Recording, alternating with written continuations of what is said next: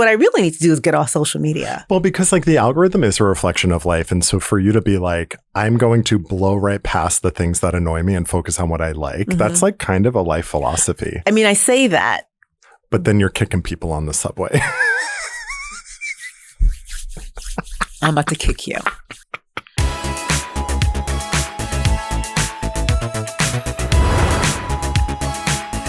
Welcome to Brief Recess. I'm Michael Foote. I'm Mélissa Malebranche. Today we're going to be talking about being baby crazy, the woman who sent 1,800 lemons to her ex-boyfriend, how messed up our healthcare system is, especially in light of the Met Gala and Jeff Bezos and all the celebrities who went.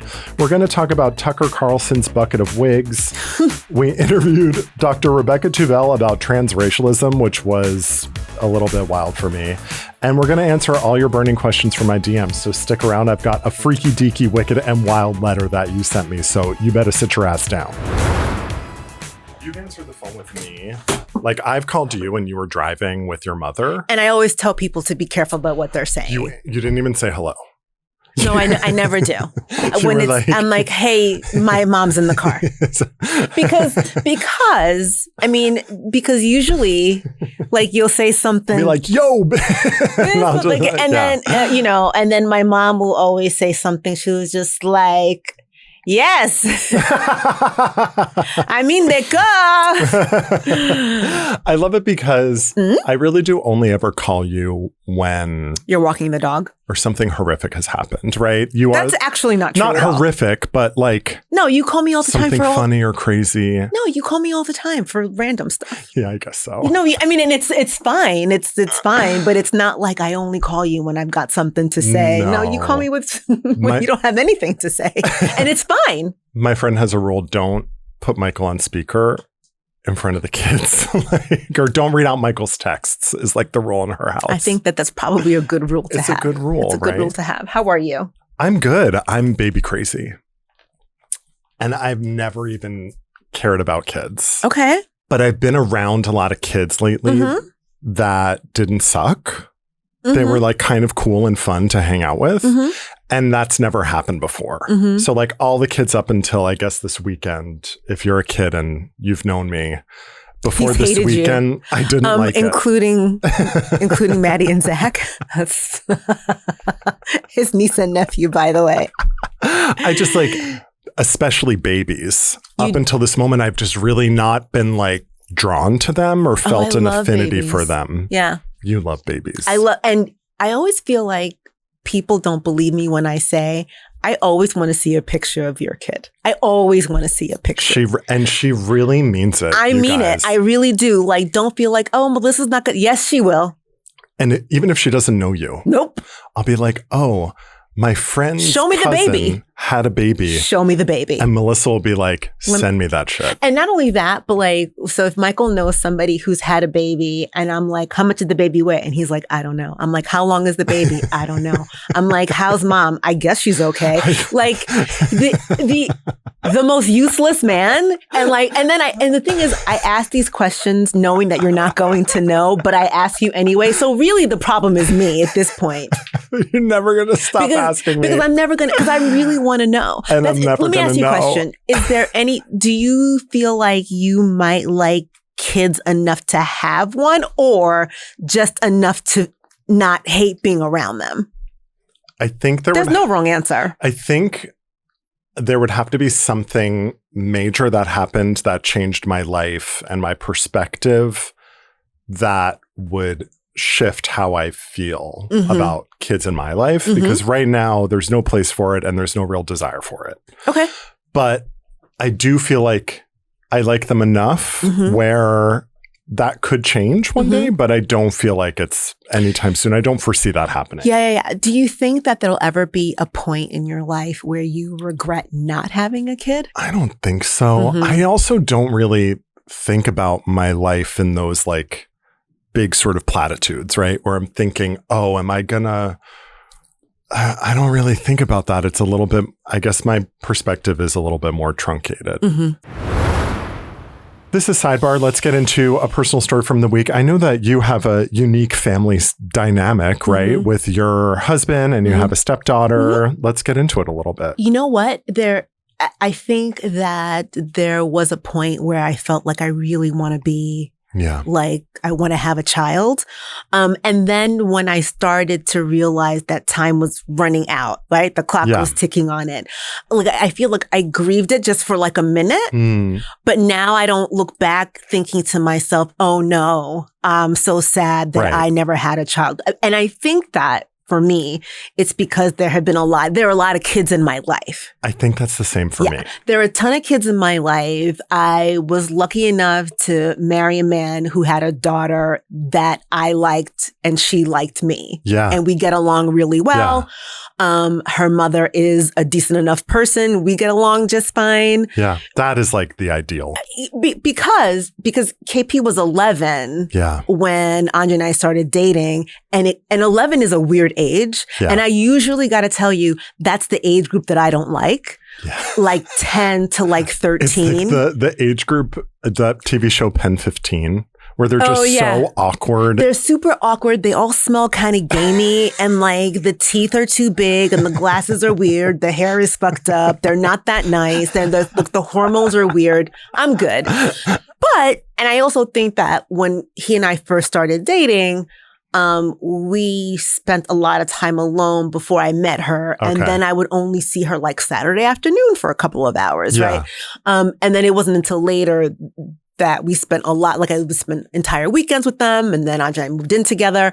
So I feel like I know that I'm like a bonus mom, and I am everyone's favorite auntie. Yeah, that's kind of cool though. That's kind of like the best one to be. Yeah, and I mean, and I also, my cousins who have kids, when they sent their kids to college, they all came to New York, and I was like mom on the ground. You can buy them beer, you can buy them condoms, you can buy them cigarettes. Like you're the fun I used auntie. to just always say, no guns and no knives. Like no guns and no knives.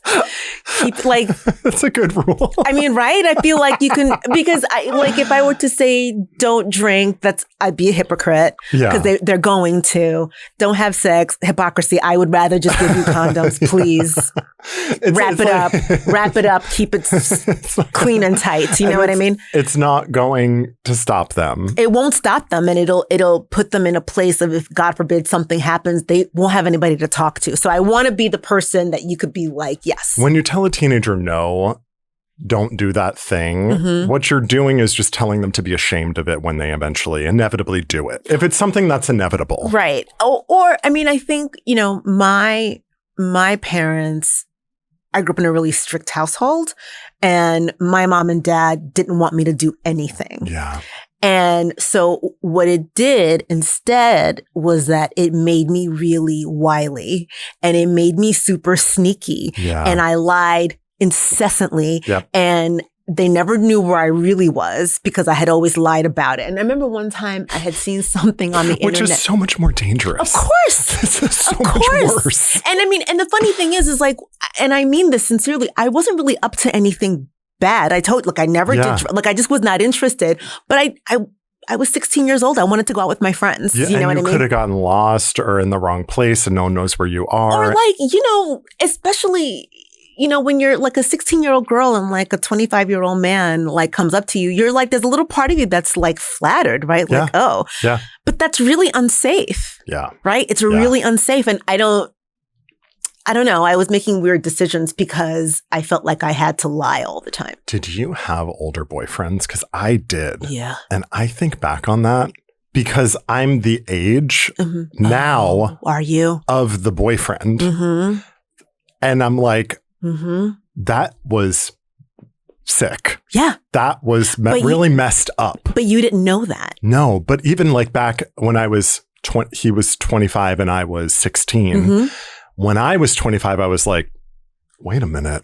And like, that was not cool. And like the idea of like, as a grown 25-year-old man hooking up with a 16-year-old child. When I was 25, I didn't want to hook up with a 23-year-old. I was like, that is too immature for me. I'm not interested in what they're up to. Totally. Yeah. No. But you had older boyfriends as well. I did. Yeah. I did. Yeah. And that's all we're going to say about that. Yeah. Okay. Anyway. Let's get into your algorithm is showing. Let's talk about what's going on our feeds, what's happening in the news. What is all over your timeline? Because mine is sick. What's in yours? Okay, because I did want to talk about this because I saw it this morning, and there are a lot of headlines right now, you guys, and there's a lot of breaking news. Okay. And there's a lot of noise. And we're not talking about the really important stuff. For example, the Canadian woman who sent 1,800 lemons in one at a time over 241 days to her ex-boyfriend. Okay.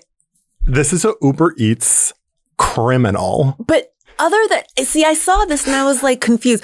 Other than being really annoying. She just was like, I'm going to annoy the shit out of this man for a year. And sent him one lemon at a time. Right. When I first read it, I was like, oh, I thought she'd sent him like 1,800 lemons at once, right? One at a time. One arrived during a job interview. But so? I think it's brilliant, right? Like, no, do we strive to be that petty? One arrived at the hospital when he was visiting his father. So I guess I wonder why. How did she know that he was going to be at the hospital visiting? Did she poison the dad to make sure that he was in the hospital? This is why there are criminal charges, because it's like stalking. But is it though? I think that's what she's being brought up on, like actual charges. CJ, fact check me here, because I think she did not fully understand it was a problem. I think I'm on Team Brittany based on the information that I have. It's one lemon a day.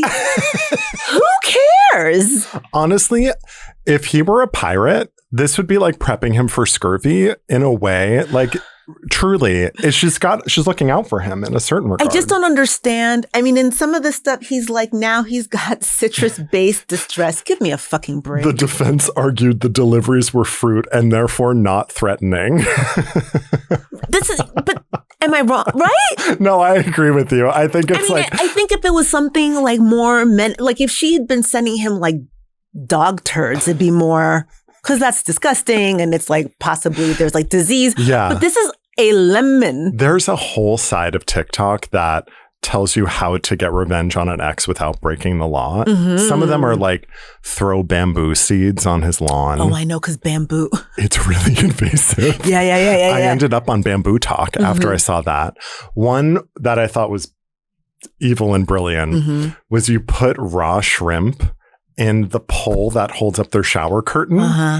That way they don't know where the smell is coming from, and they can never find it. I had a friend of mine. So, you know, Michael knows, but I don't know if people know that I scrapbook, right? I won't be judged by you. Sorry, I'm not. No. Sometimes people come out with like, with mentioning a hobby that I'm just not ready. I'm just not ready to. But you've known that I've been scrapbooking since we've known each other. I know, but you seem so normal up until you mention it. And then it just really kneecaps me. And I'm like, all right, I forgot this about you. So when I first started, a lot of the women were significantly older than me. So there was this woman, she actually passed away last year. Her husband... she and her husband were getting a divorce, and he was moving out. Okay. So before he moved out, he was really allergic to fiberglass. She washed his underwear in fiberglass, like the So pink. he got a fire crotch. Yeah, but he didn't know why.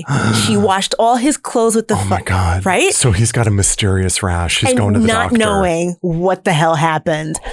I was like, you know what? As someone who's gotten a mysterious rash from like a hot tub, that would have sent me spiraling.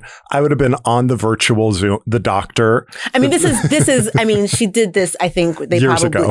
Probably like in the 80s or something. But God rest her soul. Wow. Good for her. Oh, she was just like, you know, I was going to be civil and da-da-da-da-da. He cheated and I kicked his ass out. However, you know, I'm all about crime and punishment until it comes to an ex-boyfriend. And then everything goes out the window for me. I'm like, it's a man. We kind of have to scale this one. We have to use the sliding scale for this punishment. Yeah. What's the sliding scale? Like how bad? I don't know. My first boyfriend cheated on me. So I'm just like perpetually jaded. So I'm just like, everything I approach is like, if you cheat on me, they will need tweezers to identify the body. Like, it is not going to be. But like, There'll be no dental records. Right. No, I hear you. I think once I've had some time, I stop caring. Yeah, that is true. I do forget pretty much everything anyone ever tells me. Yeah. But like eventually I just truly forget what happened. Yeah.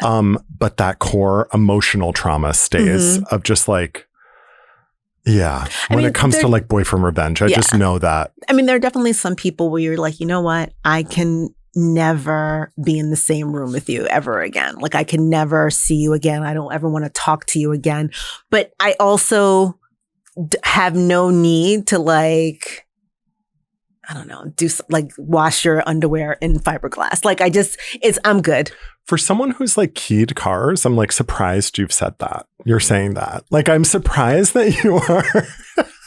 You're like, I don't need revenge. As someone who was the lookout while your friend drilled holes in a man's Mazda. No, it was a Ford Probe. A Probe.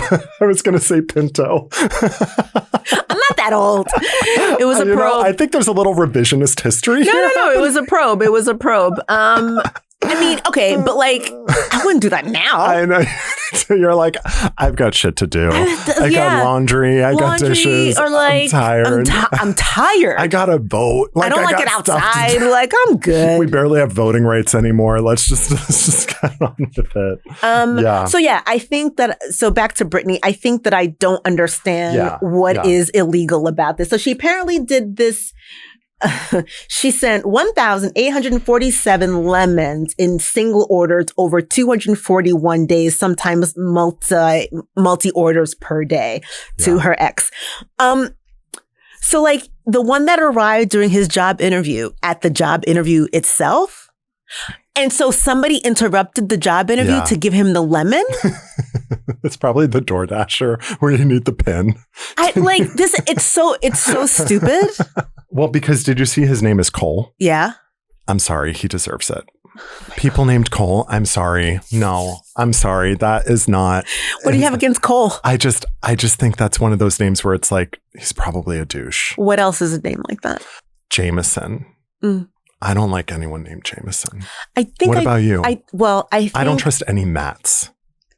I am judging Matts until proven otherwise. I think what I hate, I don't think there's a name that invokes something in me, but I get upset when people spell their names wrong. Like Justin with the Y. Wrong. Yeah, it's wrong. That's not how you spell Justin. It's not.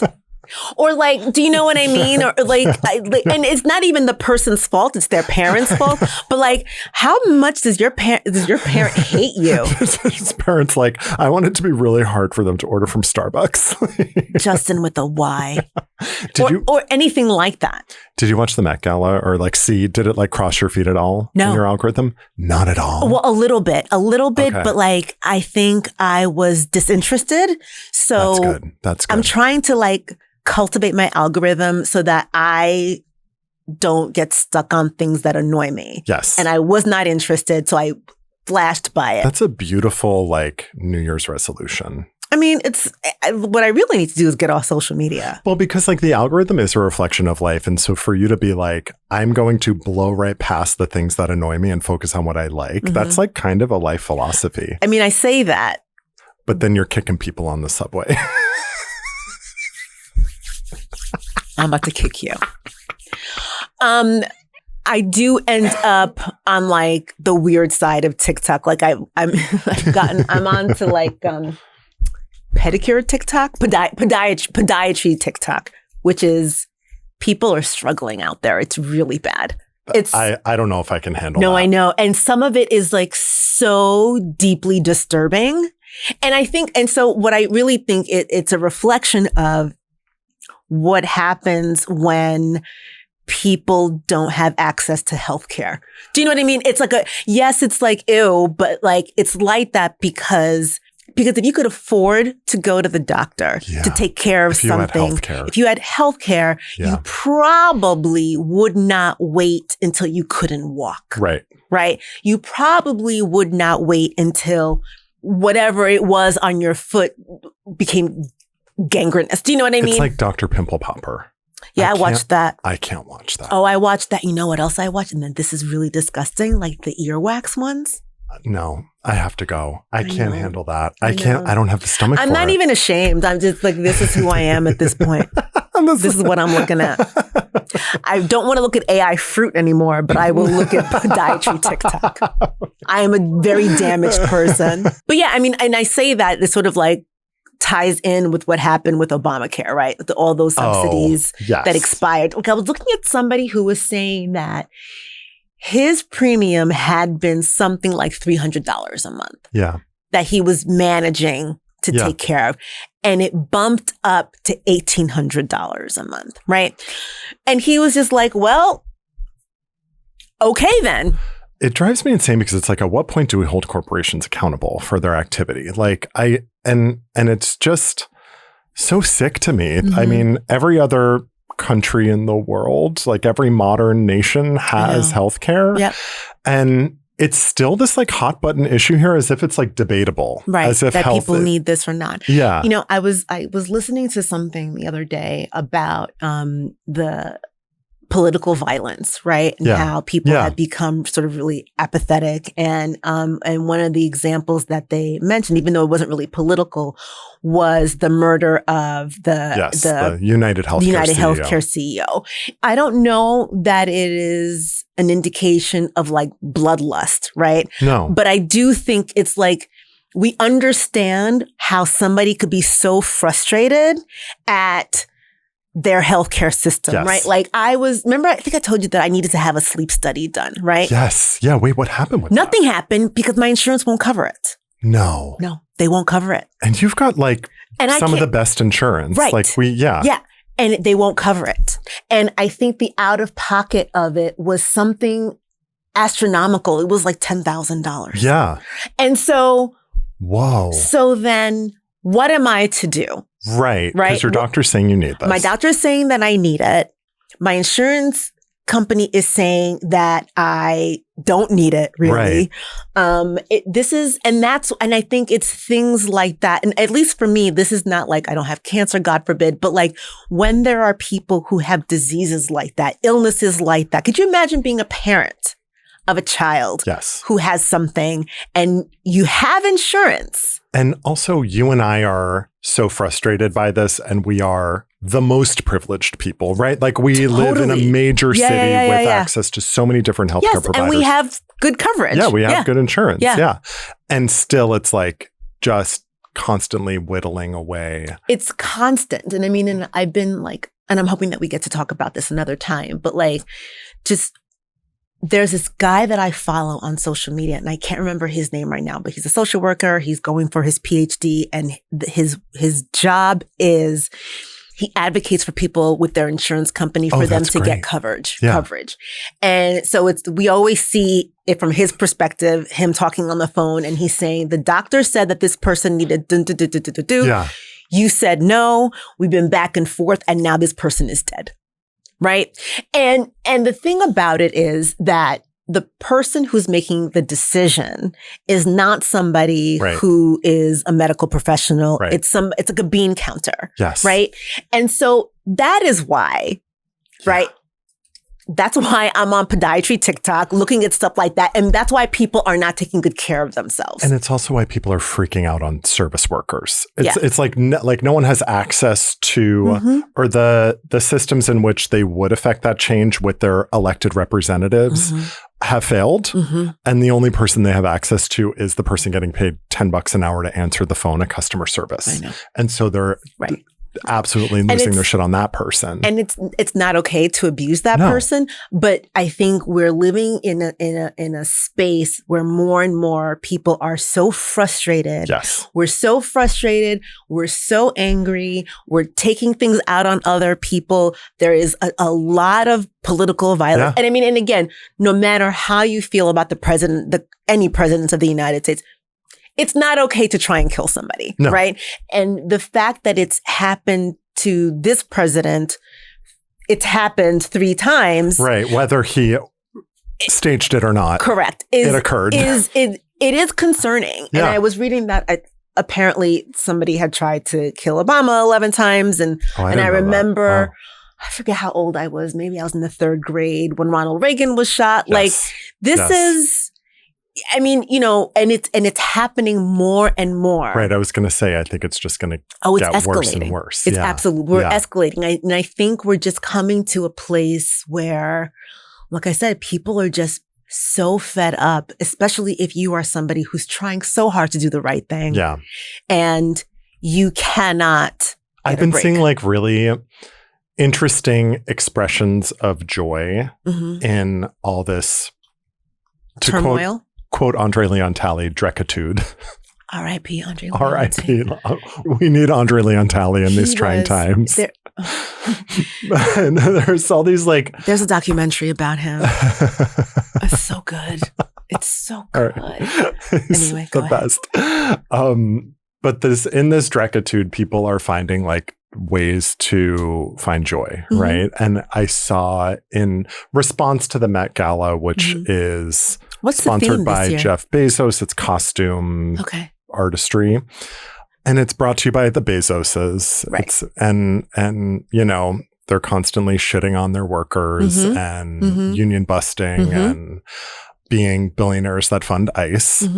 And a bunch of Amazon workers had their own red carpet Met Gala. I love that. It was so great. Was it good? It was really good. And it's like a lot of people boycotted, but a lot of people didn't boycott the Met Gala. And a lot of people that you would have hoped boycotted didn't. Well, I mean, I think also we are learning that people are very disappointing. Yeah. You know what I mean? Yeah. It's people that you, even if you're not somebody who's a huge fanboy, right? Yeah. Like, but there are people that you're like, that's disappointing. It's disappointing that you didn't say something about this particular thing. It's disappointing that this is your stance, that you're choosing to sort of like shit on people.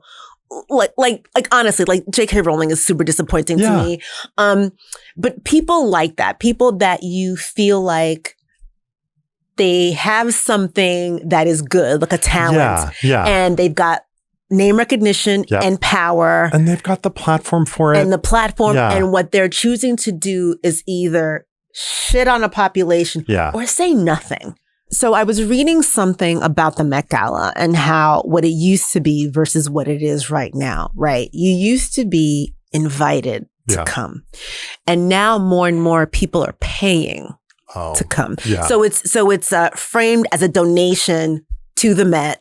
To do whatever exhibit that it is. And, you know, and listen, fashion is art and art deserves to be. I mean, I think the Met has its own form of problematic. Don't they all? They all do. Yes. They all do. But I think the Met itself is like not great towards its workers. The Sackler name was all over it and it took a lot to get them to remove it. What else did you need, folks? And they've got a lot of, you know, looted antiquities, all sorts of fun stuff like that. Every institution has its own negative publicity. But I'm just disappointed in seeing the people who went to the Met Gala, knowing that people who I think are so quick and easy to repost an anti-ICE thing on their Instagram when it suits them. Yeah. I'm noticing the people who pull in a social justice movement like Black Lives Matter or ICE out of LA, and then they push it away the second it doesn't suit them anymore. Yeah. It's gross and I don't like it. And I don't want you wearing your ICE out of LA pin if you're not going to put your money where your mouth is. Like, I think that happened with Black Lives Matter in 2020, where everyone was like, we're going to do our blackout post. And then they just like went back to casting all white casts in their movies and TV shows, right? I mean, think about all the makeup companies who were just like, oh yeah, we're not going to have like people of colors. And they had like the one. And then the one token black girl. One token. And then that was it.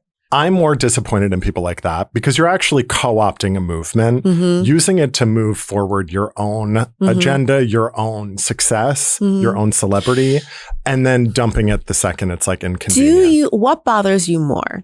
Does it bother you more to have someone do what you just said? Like when something is hot, right? Yeah. They decide, oh yeah, whatever, Black Lives Matter or whatever it is. And then like, do nothing later, or do you resent the people who never say anything ever? I think I can hate everyone. And I think that's like a beautiful thing about my personality is that I can hate you all equally. Sure. I think there's something like equally sick about both of you, right? Like one of you is like performing. One person's performing and using a movement to raise their own profile. And the other person is like willfully blind. And I think those are two different insidious diseases.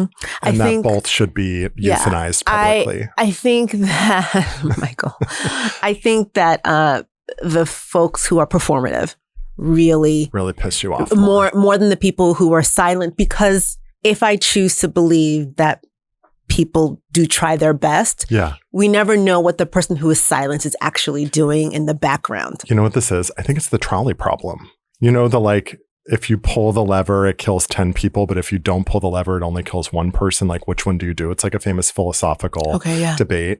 One is doing nothing, and one is doing something and also causing harm. Yeah, so it all causes harm, Yeah.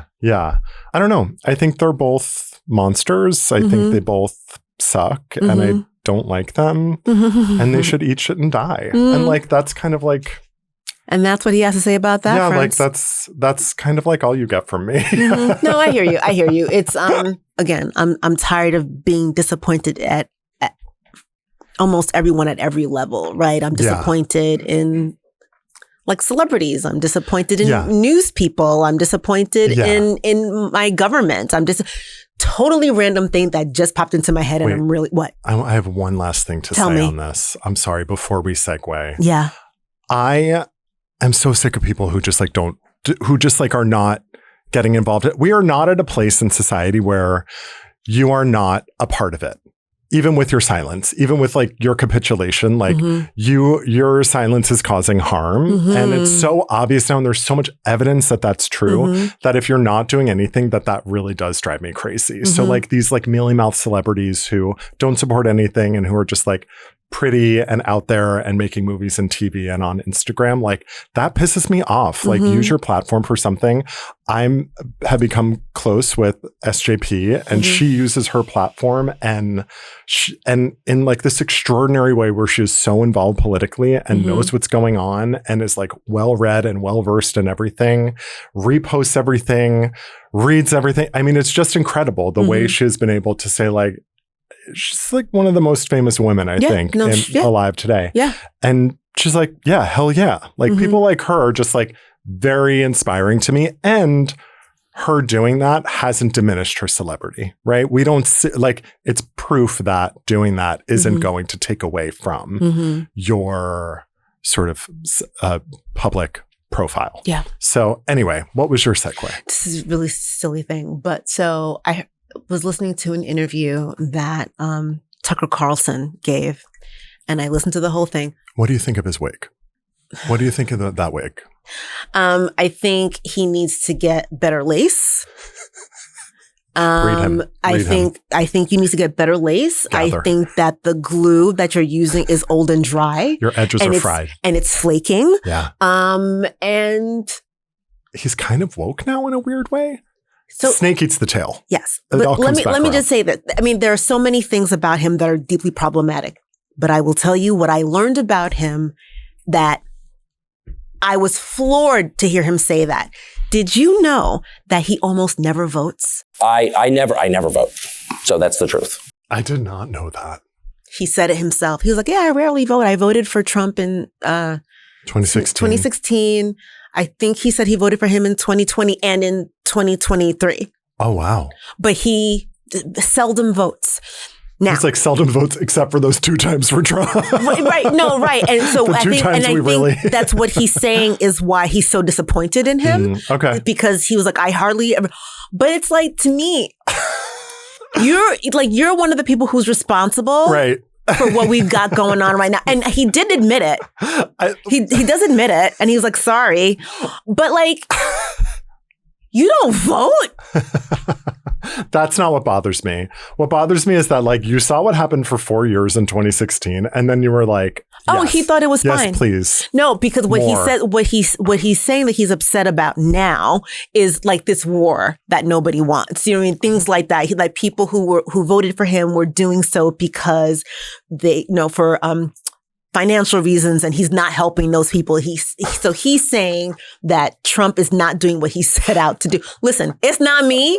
You can listen to it yourself. What a stupid fucking bitch. He is the most annoying interview. I hope he gets hit by a bus. He is the dumbest gay little bitch on earth with ugly ass hair. He's got a suitcase full of wigs. Take your suitcase full of wigs and move on to the next town, buddy. Fuck that little stupid bitch. Like, you don't vote, my guy? I hate him so much. But like, I was flabbergasted by this. And I was like, well, Andre and I were listening to it in the car. And I was like, hang on. Did he just say he doesn't vote? Driving off the road. I was livid. I have seen some interviews where he really like baits the crap out of the interview. Did you see the interview with Ted Cruz? No. Oh my God. It's Tucker Carlson and Ted Cruz. I heard about it though. It did not go well. It is like, what is that? It's like It's like Godzilla versus King Kong. It's like, I don't really know who I'm rooting for here, but I am just watching these two. No, you're just going to watch it. Idiotic monsters just sort of attack each other. It was just like, this is like so stupid. Yeah, I guess this is like political dogfighting. Is like, well, he said to Ted Cruz, how many people are in Turkey? Or no, Iran. In Iran. I think it was Iran. Or it doesn't even matter, right? And Ted Cruz was like, we need to invade. But he was like, well, how many people? And he was just like, well, give me a guess. He's like, I don't know. He's like, Tucker, I don't know. And 20, he was like, guess. And he was just 25? Like, 8. And Tucker was just like, 1.7 million. How many people live in Iran, by the way? I don't know the population. At all? No, I don't know the population. You don't know the population of the country you seek to topple? What's the ethnic mix of Iran? They are Persians and predominantly Shia. Okay. It's not even, you don't know anything about Iran. And I remember this, and Ted Cruz was like, why do I need to know the number? And Tucker's like, you want to invade them, you should at least know a little bit about what you're invading, how many people you're up against. And he was like, oh, yeah. Ted Cruz was going to Iowa this week to start to stump for the midterms. So it's good to know they're sending their best and brightest to stump for the GOP to Iowa. I did say that probably means there's like do you see this every time Ted Cruz leaves Texas, it's because there's like a storm coming and they're all going to lose power. So if you're in Texas, just get ready. You might lose power because he did leave the state. Yeah. Anyway, let's take a break. We'll come back with Under Oath. Welcome back to Brief Recess. This is Under Oath. You may remember a few episodes ago, we talked a bit about transracialism, me and Mélissa, and we thought it would be interesting if we reached out to some folks who do research in this area, who are scholars. And so we're going to do a deep dive with our guest, Dr. Rebecca Tuvel. She's an associate professor and chair of philosophy at Rhodes College. Her research addresses topics like transracialism and cultural appropriation. Please welcome Rebecca Tuvel. Welcome. Thank you so much for joining us. Thanks so much for being here. We really appreciate it. Where are you located? Where are you? Just so we're aware, are you? I'm in Memphis, Tennessee. All right. We thought it would be interesting to just sort of talk to. We reached out to a few different experts, so this won't be the only conversation we have on this topic. Yeah, hopefully not. Yeah. But it came up because it was coming across Melissa's algorithm feed. It was, yeah. It came across my feed and I sort of started digging a little bit into it. And I remember when Rachel Dolezal first came on the scene, and I remember not realizing that transracialism was like a thing, right? I just thought there was this woman who's cosplaying as a Black woman. And I just remember being really as a Black woman myself, being super offended by the notion of this, right? My race, my ethnicity is not a costume. I don't love the idea of somebody appropriating that. And also she was the president of her local NAACP chapter. And I was like, well, that feels something to me. And also one of the things after she had really come out and we were learning more and more about her, there was a recording of her having a conversation either in a classroom or in front a group of people. And she was talking about her hair transition. And as a Black woman who did have a hair transition, that was, I think you need to sort of be a Black person to understand this. That was challenging and difficult for me for a multitude of reasons. To hear this woman talk about how difficult it was for her, only to realize that it wasn't, right? It was something that she said to make herself seem authentic, right? I found that really upsetting. But that aside, there have been a few other people more recently that have come across my feed. And I remember sort of sitting with myself and thinking to myself, why is this bothering me? Yeah. Because when I hear that somebody is transgendered, I accept that as face value. So we should believe that people are who they say that they are. It is not up for me to dictate who you are, etc. And I could not understand why, for me, those two things feel very different. But, we often talk about, Michael and I talk about things that are facts versus feelings, right? Yeah. This was definitely not based in any fact. This is just a feeling that I have, a feeling of being uncomfortable. So I sort of fell into a rabbit hole about this. And so now, and I brought it up to Michael, who had never heard of it before. Yeah. On air, I was like, no, this is the first I'm hearing about this. I mean, Rachel Dolezal was really like the only ever entree into this. So could you sort of tell us, like, what is transracialism? Where is this coming from? Can you kind of like define it for us? Glad to. And I think, Dolezal for sure as a figure is complicated. And I think it's important to think about transracial theory or transracialism more broadly. And, we can talk about Dolezal in particular, and she's certainly become kind of like the poster woman for transracialism. But as you noted, Mélissa, there are many other people kind of started coming out of the woodworks. And the question is, for me, is transracial identity a real identity that people hold? And then what can we say sort of metaphysically about it? So metaphysically meaning is it actually possible to change your race? Those are interesting philosophical questions. So I define transracial identity as follows. Someone has a transracial identity if they sincerely identify as a member of a race or ethno-race with which they have no known recent ancestry.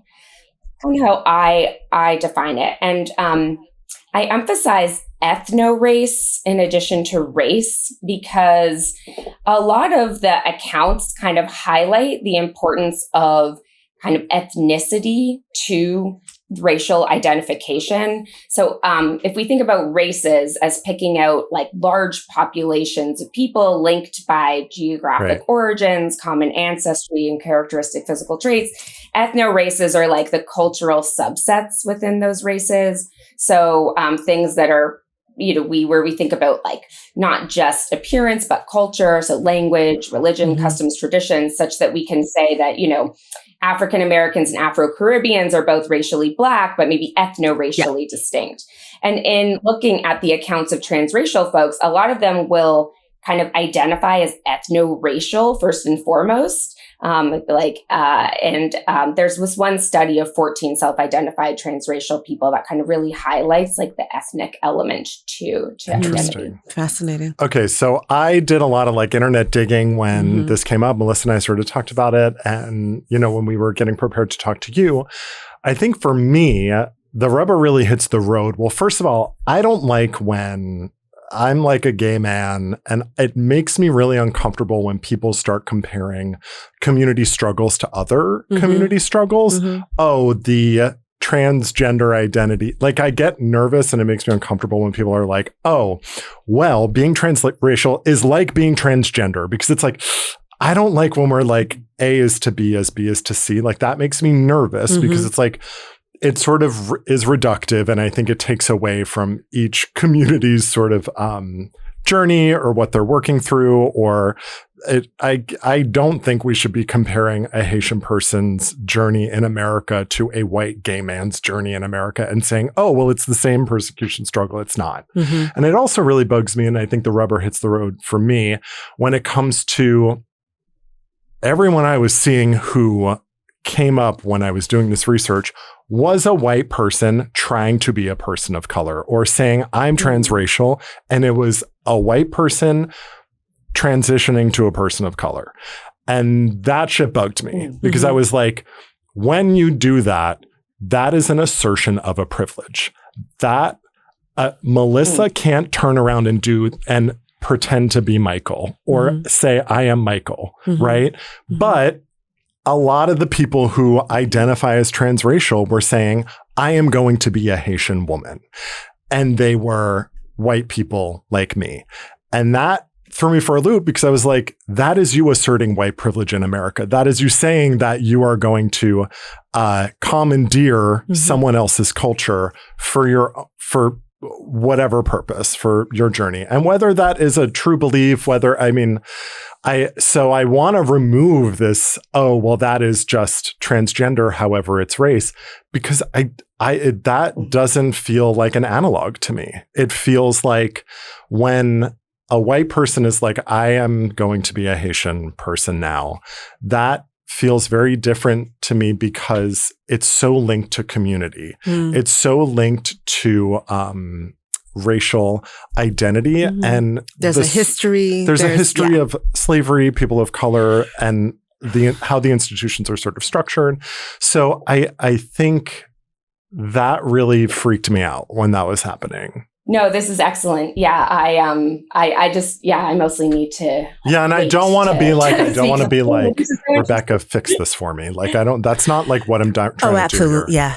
No, I don't think it that way. I mean, I'm a philosopher. Yeah. I love hard questions. I love thinking about, different arguments and comparing, different kinds of identity claims. I think I'll just make a note quickly about the nature of analogies. Yeah. Analogies, they never compare to identical things, right? If they did, then it wouldn't be an analogy, right? We would just be talking about the same thing. So analogies, by their very nature, compare two things that have relevant similarities, but also that have certain dissimilarities. Again, that's why, they are analogies and not just mere identity claims.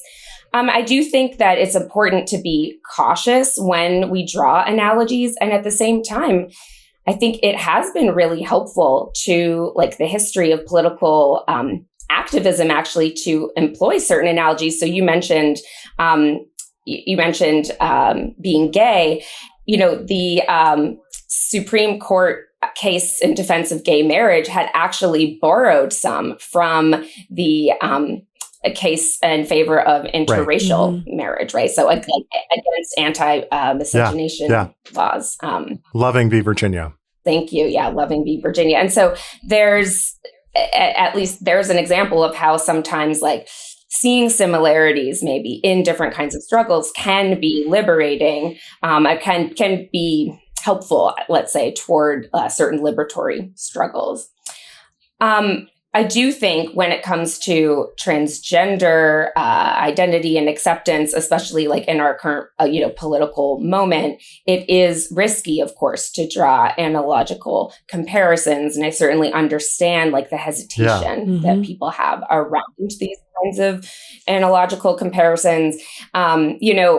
It's important too, I think, when you think about, publishing an article in a journal in philosophy where you're exploring different kinds of arguments versus, taking a kind of public stance in defense of hey, here's this analogy and do with it what you will, right?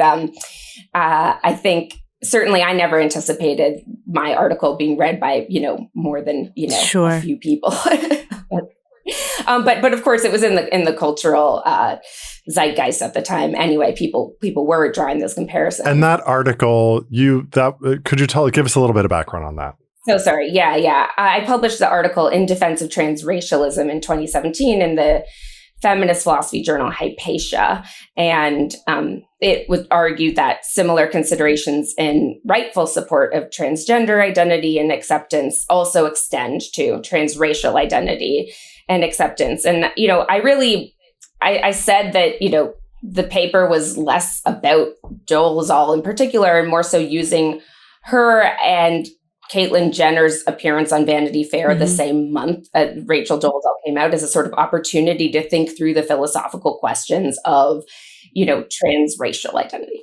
In your work, have you had an opportunity to speak to people who were transracial? And what has been I think that for as many people that there will be somebody who looks at it one way or another, right? I think no two people will look at any one issue exactly the same way. Right. But what did you find? And was it, I wonder, sorry, I'm sort of working through this as I ask you the question. Is there a difference, do you think, in the way that, say, a white person who is a transracial person to become a Black person, are they very different than, say, a Black person being transracial Asian? Do you know what I mean? Like what do you think that difference is, and where do you think that comes from? I don't know that you can really answer that question, but it's just something that I've been thinking about. I think it's a great question, and I'm glad you asked it because it reminds me that I wanted to say something in response to one of the somewhat known transracial identified people is named Ronnie Gladden. And Ronnie is actually a Black man who identifies as what they call transgracial, both transgender and transracial. So like Ronnie identifies as like a white woman. And I've had Ronnie come speak to my classes before via Zoom. And Ronnie, I'm sure would be very happy to talk to y'all too. Very, very friendly individual. It's interesting that Ronnie's story has kind of flown under the radar, I think, because I think it sort of challenges the idea that many people have about transracial identified people, which is that it's just like white people looking to identify as minority races for some sort of like nefarious purpose or to gain some advantage or something. So that is one thing I just wanted to name. I think that there certainly are going to be all kinds of different factors that play into why it is that somebody who's born like white or Black or Asian or whoever is going to identify as a member of another race, right? I think that familial environment, right? So Dolezal herself had this interesting story where she like strongly disidentified with her white parents and then strongly identified with her 4 Black adopted siblings that her parents had adopted from Africa. And then she had an interesting kind of racial experience, let's say, growing up. It's totally plausible to me too that some people could be identifying as members of another race for maybe reasons having to do with like internalized oppression, and I think pulling apart the different reasons why we identify as we do is a very messy game. And honestly, I think it applies to transgender identity too. I mean, we're not, I think there are all different kinds of ways of being trans, right? Some people argue that like trans is a neurobiological condition. For some trans people, maybe it is. And there's other trans people who identify for reasons that we don't know. And it's it could be that some of those reasons have to do with like a internalized misogyny. That's what some people claim. I mean, I'm not here to kind of adjudicate like or figure out who identifies, as they do and why. But I think it's just worth stipulating that like identity is really complicated. And I think you can acknowledge that there might be all kinds of different factors that go in, especially when you're dealing with like members of a historically marginalized group. So I would just like urge caution, I guess, in general, when it comes to like an identity that you hold and that you claim. Like, I think if you've sort of paid attention to history and stuff, there have always been people who have passed. Right. And these were usually, for people who don't know, these were usually African-American people who their phenotype was such that they appeared as white and they decided to live their lives or maybe travel as Right. white people as a way of protecting themselves, as a way of achieving a better life, being able to earn more money, and no longer live with the oppression that have, sort of dogged African American people, especially in this country. I feel like those people, again, these are feelings, these are Melissa's feelings, not facts, that I look at those people and there's a part of me that has tremendous amount of empathy. I understand, right? You are trying to protect yourself. You're trying to save yourself. That is not, that is not the feeling that I get when I am looking at a transracial person. Now, I have never spoken to a transracial person to try and understand, please explain to me why this is what you're doing. But I have to tell you, I would never ask a transgendered person why they were doing this. Right. Do you know what I mean? Yeah, but I think for me, it's like transgender people and people of color are in this country fighting to survive. Yes. Like the highest rates of murder are trans women of color. So this notion, I think it really raises my hackles and gets me nervous when we talk about this, because it's like, these are two groups of communities that are fighting for their lives in America right now. And so it feels like when we talk about transracialism, it feels like, and I'm not saying you're doing this, Rebecca, on this call, it feels like to do that is to be like a little bit flippant with identity, to say like, oh, these two are the same, or that like transracialism is, it makes me uncomfortable, because I'm like, these communities are already up against so much. And this feels like, while some transracialism may be valid, it feels like there is this channel running through it of an opportunity for a malfeasor to come in and be like, oh, I'm a white person who wants to kind of play around with racial identity. And like that, and where we still have sorority parties where, sorority girls are wearing sombreros and mustaches and just like being very callous and flippant with racial identity. Like that is a huge part of American culture, not just, like we still have people white girls dressing as Mulan for Halloween. We still have people who are being very appropriative of culture. Yes. And I think that it's not my job to like adjudicate whether someone's valid or invalid with their identity, but it's making me uncomfortable, because I'm like. And that's the thing about this entire conversation, is that, for me, initially, forget Rachel Dolezal, because that was like a different feeling for me. But when this came through on my algorithm, I really had to sit with myself and ask myself, why is this bothering you? Yeah. Why is this making you uncomfortable?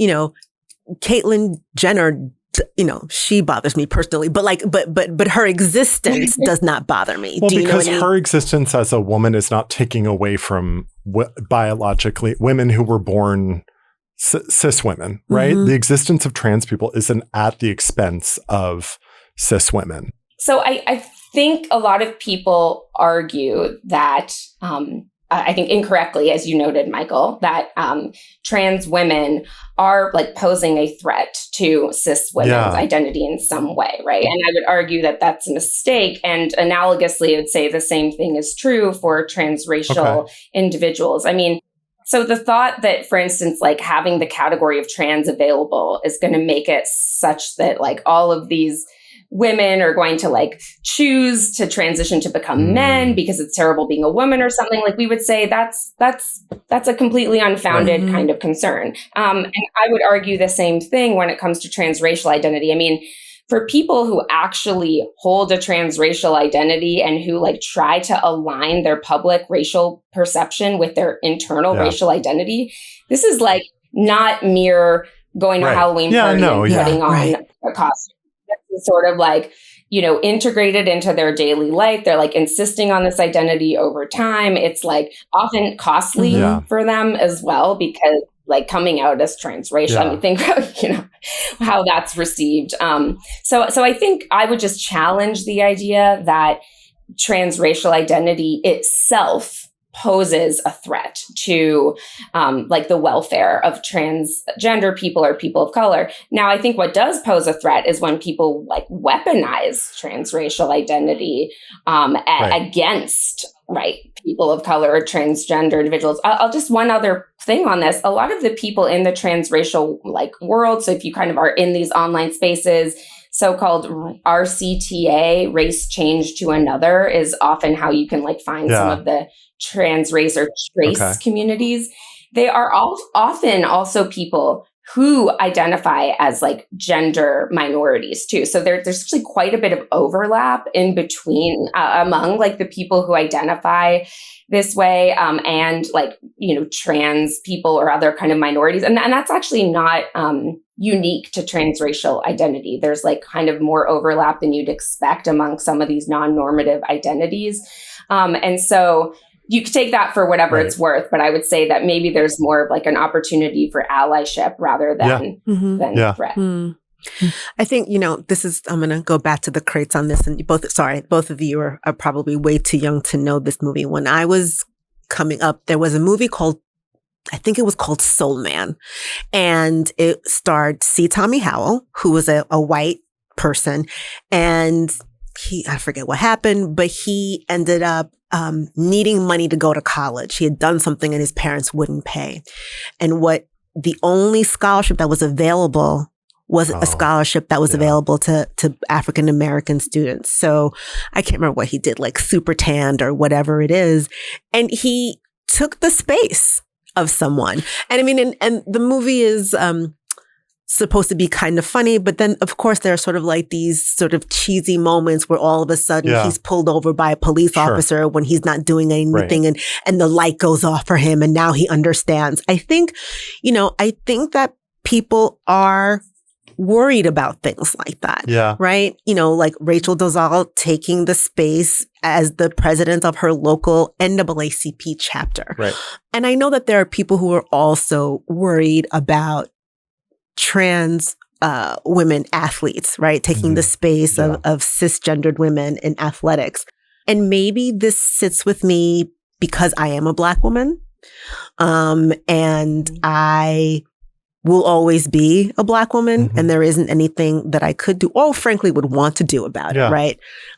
Perhaps that is why this is so concerning to me. I have a trans person in my life who I had read what they had said to us, and they are also feeling uncomfortable with this because their point was that they are simply trying to exist in this world, not trying to take the space of a cisgendered person. I think all of that's right. And I think, you know, that transracial individuals might say, you know, precisely the same thing, that like trying to exist, trying to live as they are. They're not trying to, you know, take advantage of things that aren't intended for them. This is another thing that comes up sometimes. You know, people worry understandably about there being a kind of inability to differentiate between, you know, a person who maybe is deserving of a kind of reparation or affirmative action benefit or something like that on account of having been descended from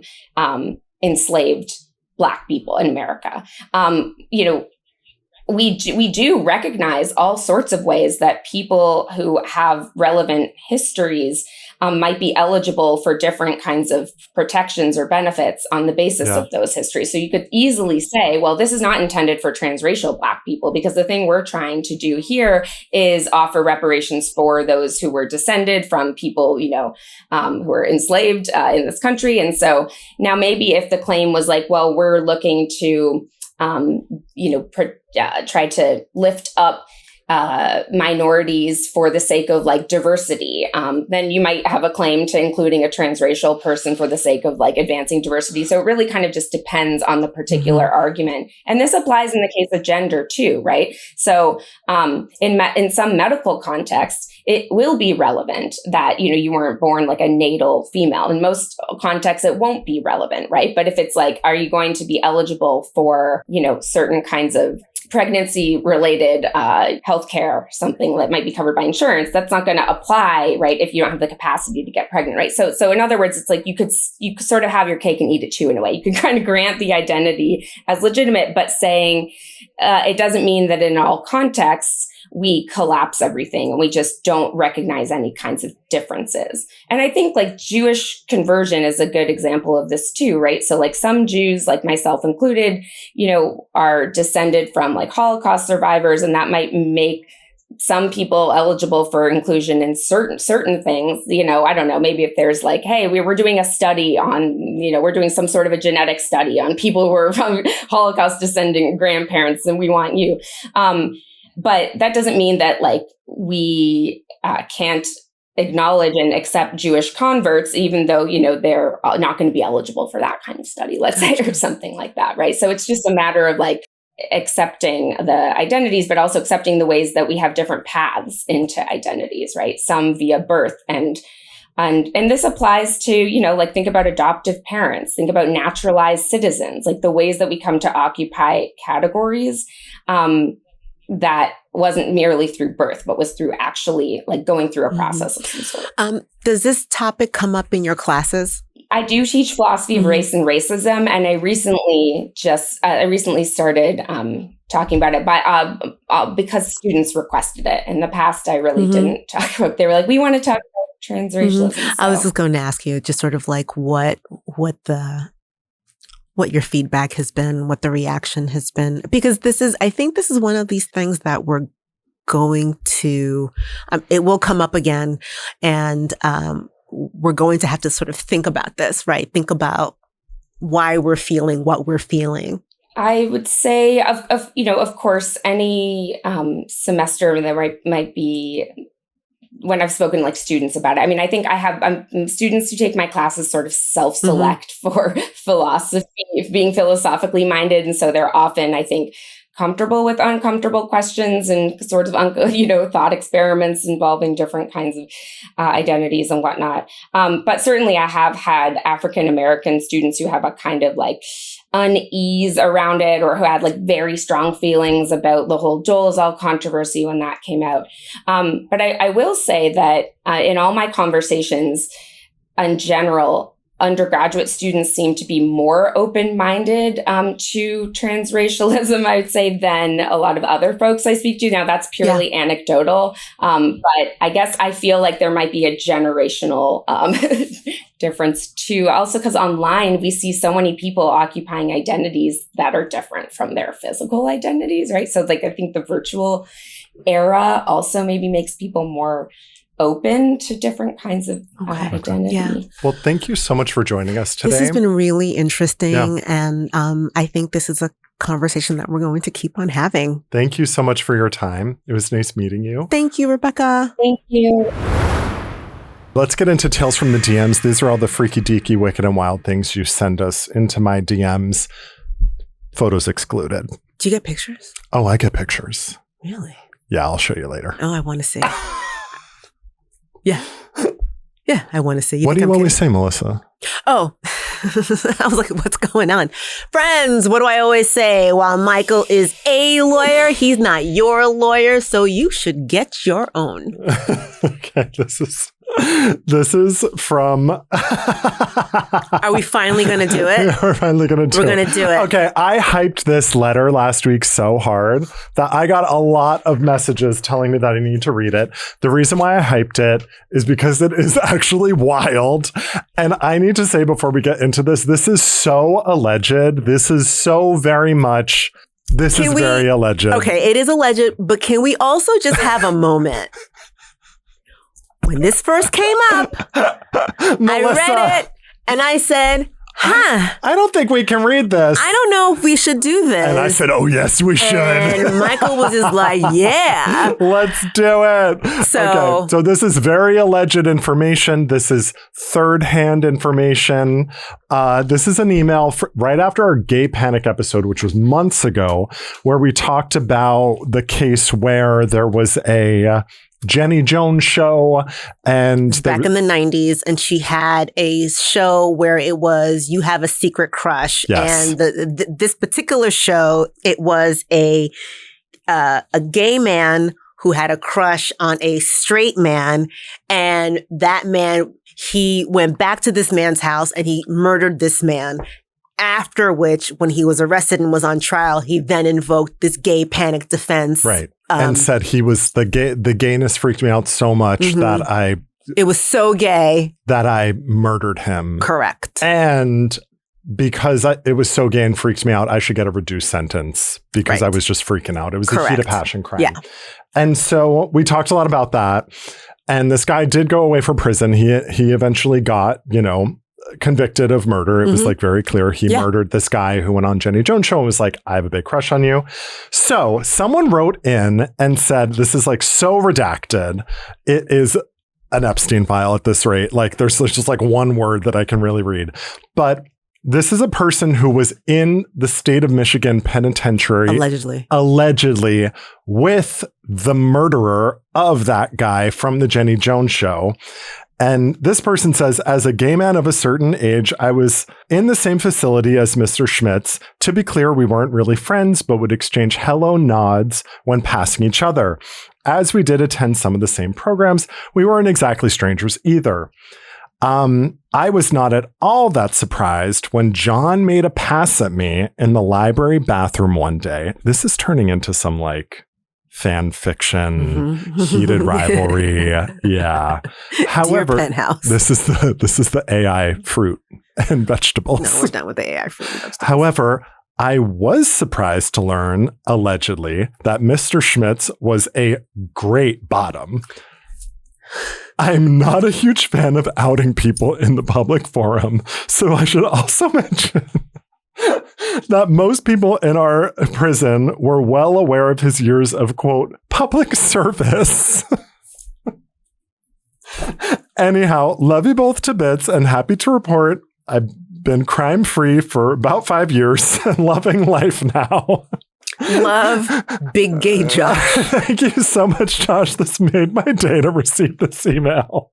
Allegedly, it sounds like you're a service top for the gay panic defense power bottom community in the Michigan penitentiary. Thank you for your service. Thank you for your service topping these bottoms. And again, I don't know how many times we could say that all of this is alleged. So alleged. We don't know if it's real. It could be someone who's just fucking with us. Completely. But it read pretty honest to me. And I changed some words around. I moved things around to protect the innocent. And also because I know you thirsty bottoms are out there just looking for any top. So I did change. Any top will do? Yes. And I changed Josh's. Yeah, I changed it all. But I was like, oh, should we not read this because we're going to out someone? But then I was like, he fucking murdered that guy. I'm sorry. Your anonymity kind of goes out there. I know the defense attorney in me shouldn't say that, but you know what? I was comfortable enough reading it because I was like, this is insane and juicy. That's why Michael read it and I didn't. That's why Melissa's trying to stay out of this. This feels like I don't know. CJ loved it. CJ ate it up.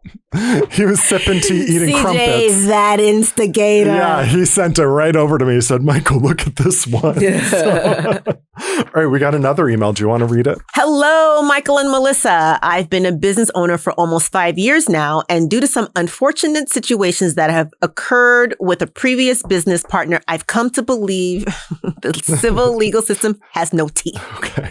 In trying to pursue an end with said business partner, there has been a lot of money spent just trying to get this person to respond to us.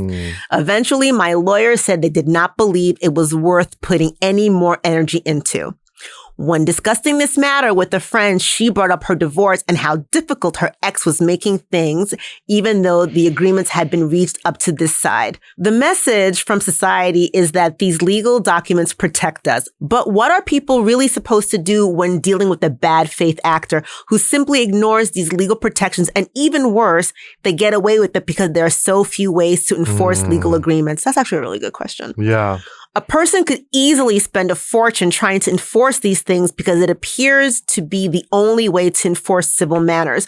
What are people supposed to do when trapped in this cycle? Girl, eat them up. I love it. Thank you so much for sending this in. Best regards, prefer to not use my full name. Okay, of course, this is, I don't think we said any name at all, so this is totally anonymous. Yeah. I will say that, I mean, I'm a defense attorney in criminal court and immigration court. I'm not in civil court at all. And that is by choice, but I do think that civil litigators in civil lawsuits where we have plaintiffs trying to seek some sort of, retribution, trying to get some damages, it is an economic question and it really sucks. Like there isn't, I don't have an answer where I'm like, this is what you should do. Right. Especially because like the fact pattern is pretty vague. It just says I'm trying to get money out of a business partner.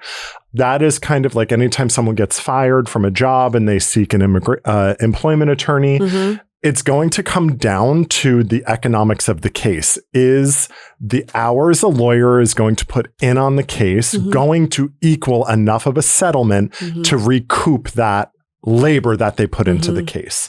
And there's right and wrong in there, right? Like these are businesses. We unfortunately all exist in a capitalistic hellscape. But I do think that something that stuck out to me was your lawyer saying they didn't believe it was worth putting time and energy into. I unfortunately have to have that conversation with people more often than not. This is not worth your emotional energy and it's really not worth my time. The economics of this case are just not going to work out. This is the best thing to do for you. Sometimes people come to me, even with like an immigration case where I'm like, the amount of money you're going to spend on this, fighting this, working on this, and the likelihood of a positive outcome is so low, you seriously need to be thinking about whether or not you could pay rent and feed your kids with this money versus hiring me to work on it. Right. I always have to have those like really gut honest conversations with people. These are really good questions. Is it in the end, I think maybe, again, I'm not a lawyer either, but like, asking yourself, is it worth the time and money just to make a point, right? I mean, I understand when you feel like you've been wronged by somebody, you want to like get them for it, right? But like in the end, what will you really get other than satisfaction? Is bankrupting yourself worth the satisfaction of being right? Yes, I read this thing on, I want to say an article, but I know it was an Instagram. The best revenge is losing access to you. That is like the best revenge rather than dig. Yeah. Mailing them a lemon every day. So I just think like, I mean, it's a conversation to have with yourself. Again, there's not a lot of information about your specific case. There's not like a legal problem to solve here. But I do think it comes down to this, like, we use lawsuits for emotional reasons sometimes, many times. These are people with emotions that we are managing when we're dealing with these suits. And that's a very real reality. There's like a social work component to all of this work. So I think that is a real honest conversation to have with yourself about whether or not this is right and whether or not this is a good use of your money, time, and emotional labor. For sure. It might be. Yeah.